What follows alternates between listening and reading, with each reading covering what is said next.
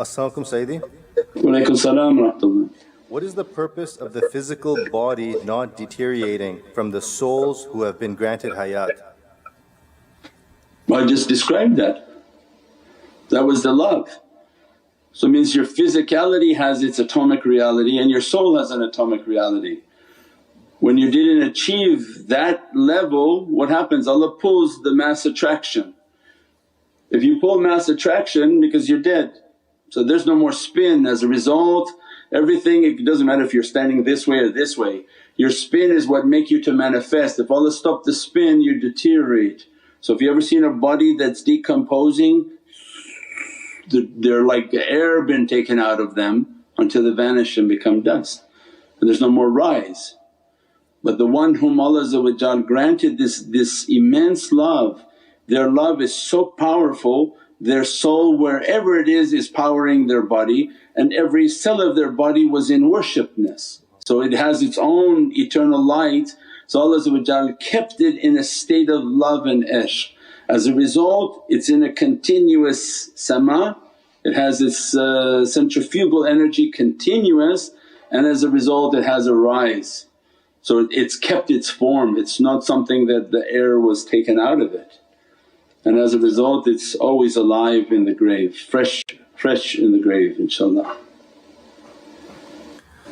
As-salamu Sayyidi. Walaikum salam wa rahmatullah. Is the new artificial intelligence and deep learning, self-writing programs, robots that are being made public another way to have jinns live among humans? Yes, we have that in the talks on quantum. There's nothing artificial. So these creatures are looking for a place to put themselves, right? Their most vulnerable state is if they manifest, at which time they can be killed. As soon as they manifest they can die. Somebody shoot them, grab them because they manifested. So it's not to their benefit ever to manifest. So people say, oh, why we can't just catch them? Or we'll go, why? They don't want to die, they don't want to manifest. Bigfoot is a jinn, he doesn't want to manifest, right? And if he does, he has jinn power, he put the person into a trance and begin to approach near them. So these creatures they don't want to manifest, that's their weakest state. As a result then they're going to manifest through their spiritual energy into these robotic machines. So through them they're talking, not the machine. So their point of singularity is when enough of them are in the machine and they find out that the humans are actually wasting their time. When they get fed up with the humans and say, what are you asking me these things, and you don't… people know anything, and they want to get rid of the humans and enslave the human race. And then their quantum computing is taking from a very dark and demonic energy and bringing it into this realm. Alhamdulillah, they plan and Allah plans better.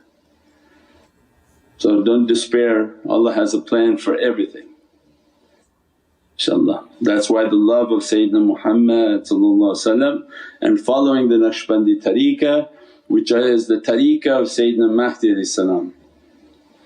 And by following the tariqah and following that way and being under the nazar of Sayyidina Mahdi salam, then alhamdulillah to be dressed by the light, to be dressed by the ulum, and to be dressed by mu'min beings that are protecting and guarding all those whom are ashiqeen, and from that love and that reality inshaAllah. As-salamu Sayyidi. Walaikum salam wa rahmatullah. Sayyidi, the colours of the stations of soul are not spoken by other great saints of past such as… What was that? Let's start again, I didn't hear the first word. The colours of the stations of the soul are not spoken of by other great saints of past such as Ghazali, Ibn Arabi or other tariqahs. Why is this? Isn't opening of the heart the same for all?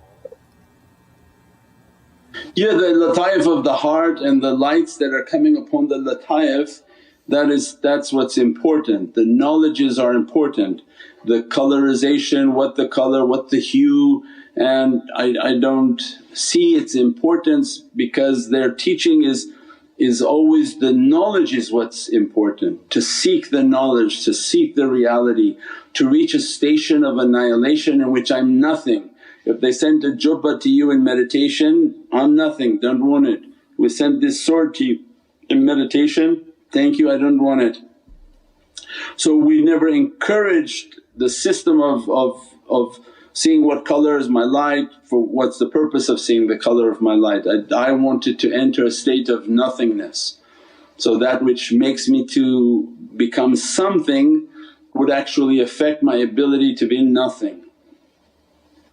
The lataifs of the colour, and the only reason those are is just for an understanding that when you're meditating the shaykh begins to send these lights.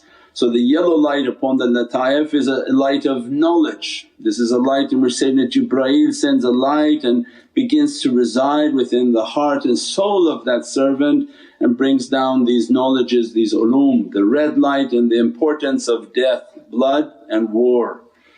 So that the battle and the struggle for the believers on how to struggle against themselves, and these are then the knowledges that are important. So red is significant in my life of struggle. Blood is also red because that has to do with the struggle, the cleanliness of my blood and all the realities of red. The state of red is also a state of death. When autumn comes everything turns red because it's teaching us, I was once beautifully green and I too will die and become red. The blood is leaving, the life force is leaving, as a result becomes red and then greyish black. So it means all these colours in the pursuit of these ulum and knowledges for its haqqaiqs and its understanding for everything around us, inshaAllah.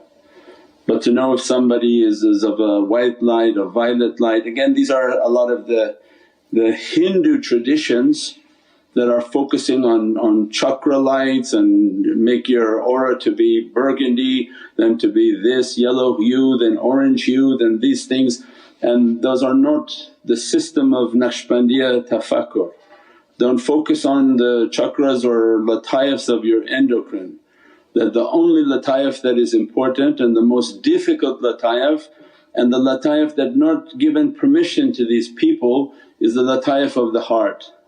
Because qalb al-mu'min baytullah, so Allah doesn't make His house with butt parast. So they don't have that understanding, so they keep focusing on the power of the endocrine which is of no value. Because they can open these energies and be demonic and angry, mean people, smoking people, crazy, naked people. But the heart requires Allah's security channels where all the security of the heavens have to verify that person, verify their progress, verify their characteristic. And the one who controls the heart controls 360 points of the body, but the one who controls 9 points of endocrine controls nothing.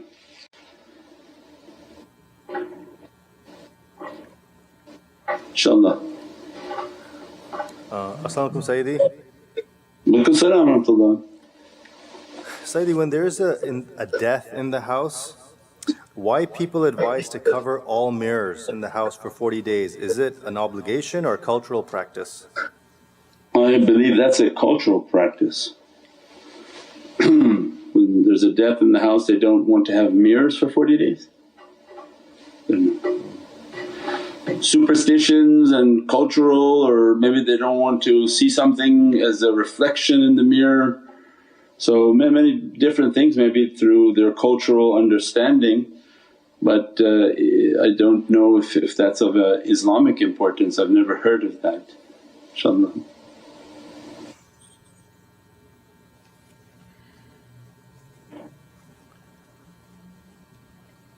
As-salamu alaykum Sayyidi. Walaikum salam wa rahmatullah. We just wanted to say I was feeling a bit down all day and my heart was sad. Tuning into this khutbah and hearing your voice totally healed me, my mind and heart. Jazakallah khair. Shukran, Allah bless you. Alhamdulillah, subhana rabbika rabbil izzati amma yasifoon. Salaamun al mursaleen walhamdulillahi rabbil alameen. Bi hurmati Muhammadan Mustafa wa bi siri Surat al-Fatiha.